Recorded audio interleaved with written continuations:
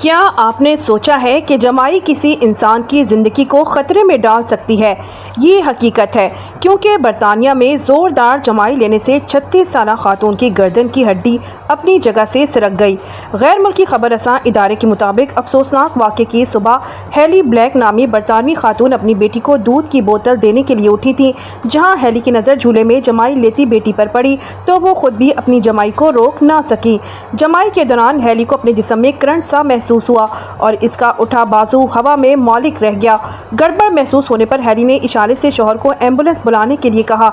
Heli को जब अस्पताल ले जाया गया तो इस वक्त वो शदीद दर्द में मुब्तला थी। तहम डॉक्टर भी फौरी तौर पर हेली के दर्द की वजह ना जान सके। रिपोर्ट के मुताबिक हेली की गर्दन का स्कैन लेने के बाद डॉक्टर्स को मालूम हुआ कि ज़ोरदार जमाई लेने की वजह से हेली की गर्दन की C6 और C7 हड्डियां इनकी रीढ़ की हड्डी से आगे आ गई हैं। बादशाह डॉक्टर्स ने इस वाक़े को अजीबोगरीब वाक़या करार देते हुए हेली के जिंदा रहने के 50% चांसेस करार दिए, जिसके बाद हेली की फौरी तौर पर सर्जरी की गई और वो इसे बचाने में कामयाब हो गए। 6 माह तक हेली व्हील चेयर पर रहीं, ताहम अब वो मुकम्मल तौर पर सेहतयाब हैं।